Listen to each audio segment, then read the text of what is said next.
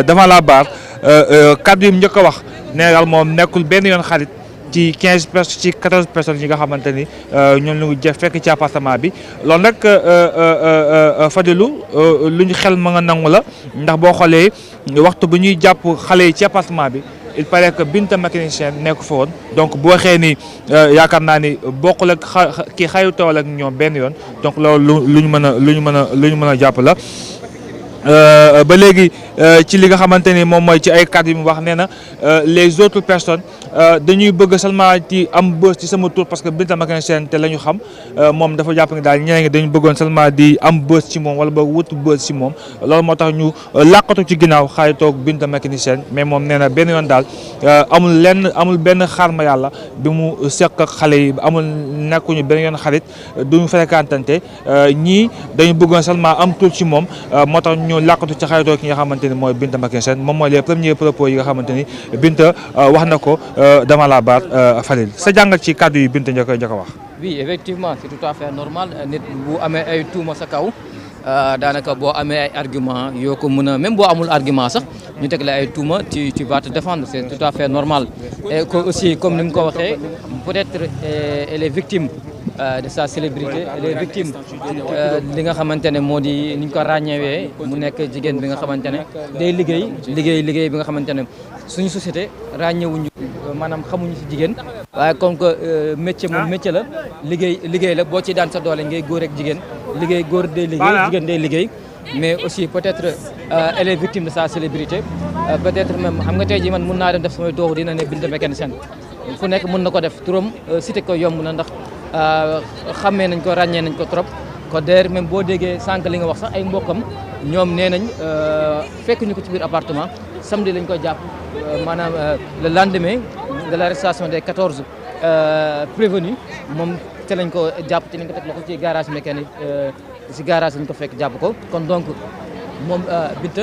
c'est tout à fait normal qu'elle se défend et que si que boo xoolee amul lan lañ ko mën a toppee elle va rentrer libre chez elle man loolu laa jàpp parce que premier élément yi nga xamante ne am nañ ko c'est des renseignements à titre de renseignement préliminaire lay doon léegi nag la culpabilité ce sera établi par le juge ou l'innocence juge bi ba tey moom moo koy établir léegi nag du ko établir ci yaama neex wala ci ay polémique ci ay coow da koy établir selon preuves yu tangibles les preuves matérielles lu ñu ko indil les preuves irréfutables mu xool selon le droit lan lay écarter lan lay retenir parce que c'est un chapelet de chef d'inculpation de association de malfaiteurs acte contre nature usage consommation de drogue extra kon donc mu doon li nga xamante ne charge bu nekk rek dañ koy xool est-ce que matani na est-ce que jàpp na est-ce que wóor na ni diw moo ko def charge bu nekk dañ koy xool ku nekk rek est-ce que mën na retenir charge bu parce que yoon noonu lay doxee mais malheureusement tournure bu dossier bi jël il y a des dossiers plus compliqués beaucoup plus complexes que ça mais malheureusement la fille Binta mécanicienne célébrité moom moo jaay dossier bi mais en tout état de cause déjà même boo xoolee le verdict populaire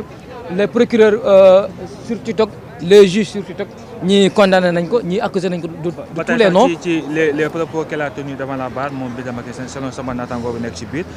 mi ñuy xamal ni dafa déggoon ay propos ñu ni kat moom Binta mécanicien moom moo njëkk a dugg ci appartement bi.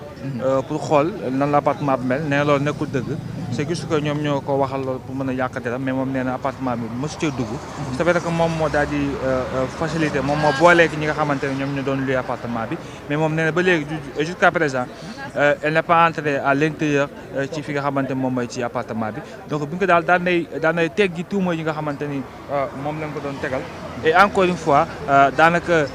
ñi naan moom moo njëkk a dugg ci appartement yi balaa xale yi dafa dugg moom nee na loolu c'est pas vrai nekkul dëgg et encore une fois Binta waxtu wedd na bu baax a baax xaritoo bi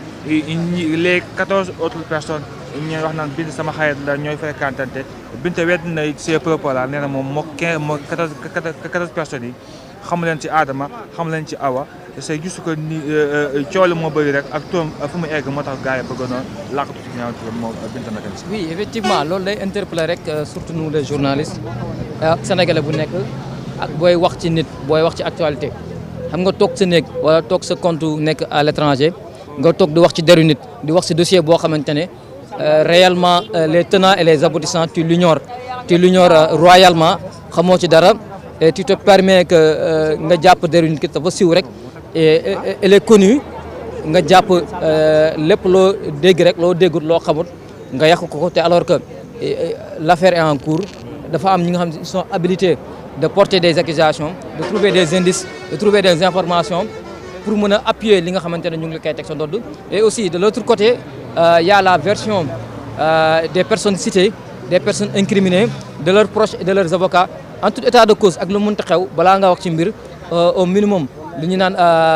l'équilibre de l'information muy journaliste muy sénégalais ci xel rek ci xel tey jii bu ñu la diw Daouda yaa def lii man bu ñu ma ko waxee dinaa dal ma woo Daouda wala ma woo ay mbokkam ñu ko jege ma ne kat dégg naa li ci Daouda nangam sangam la ngeen ci dégg